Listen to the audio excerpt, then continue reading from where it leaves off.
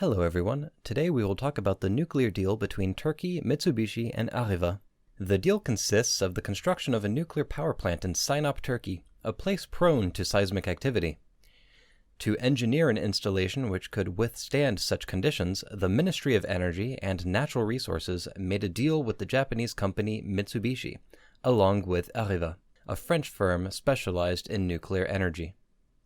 Thus, both Shinzo Abe, Prime Minister of Japan, and Erdogan, Prime Minister of Turkey, signed the contract on the 3rd of May in 2013. However, the past years have seen the agreement slowly break down to the point where Erdogan, now the President of Turkey, announced in 2020 that he may hold discussions with new suppliers. If the contract nonetheless successfully sees its end, it will make the Sinop nuclear power plant the second Turkish nuclear power plant after the projected Akuyu one, which is currently under construction. It is planned to generate over 4.48 gigawatts once finished and would be operated by the French company Engie. What is particularly interesting with the development of this agreement is the geopolitical implications it has, and how it helps us in getting a clearer picture of current international affairs. Indeed, we must first understand that nuclear business is inherently geopolitical. If one has civil nuclear power plants, then they also have the means to create nuclear weapons. And with the 2007 declaration from the Turkish Atomic Energy Authority, Turkey can now exploit nuclear resources. So not only is Turkey making a vital choice in terms of its energy portfolio, but it is also making a huge military decision, and thus needs to trust those involved in the project. They must be allies.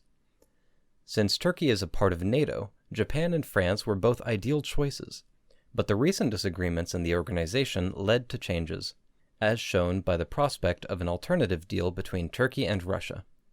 This potential plan is quite the throwback to the Cold War, since Turkey is and always has been in a key position between the two blocs.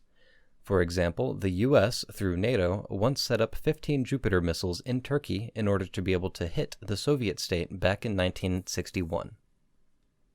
But this new rapprochement with Russia, who is considered a rogue actor by Japan and the EU, isn't a unique case. About 70% of Turkey's energy comes from imported resources, much of which comes from Russia.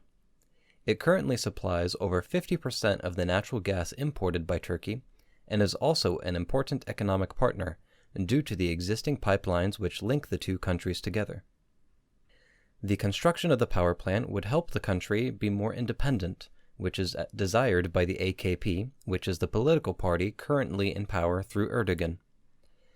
Furthermore, more autonomy fits Erdogan's schemes of being a geopolitical troublemaker with bold statements that earned him his several diplomatic cold shoulders from the economic allies such as Germany. Plus, a safe source of energy is also a good form of security for a government whose minorities tend to disagree with the authority and are quite vocal about it. Estimates say about 30% of the Turkish population belongs to an ethnic minority group, and tensions are high between the different ethnic and religious groups. But just giving energy to the people isn't necessarily enough to please them. The quality of its production matters a lot nowadays. The nuclear power plant project in Sinop faces strong opposition from environmental and anti-nuclear activists, which is strange since nuclear would replace the CO2 emitting sources that they currently have, and vastly reduce their greenhouse gas emissions. Demonstrations were organized, in 2006 for instance, and gathered no less than 10,000 people in the village of Sinop. The demonstrators, singing anti-nuclear and environmentalist slogans, came from all over Turkey to make their voices heard alongside the locals. Among them were members of NGOs such as the Greens or Anti-Nuclear Platform.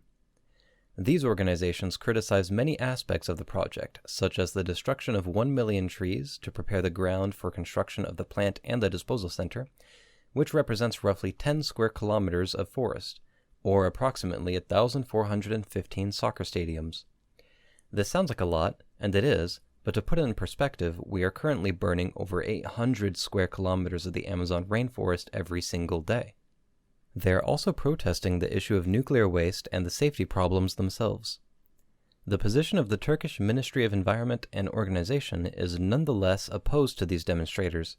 Indeed, the department has validated the environmental impact assessment and therefore approves of the proposed nuclear power plant. The EIA is, however, subject to controversies itself.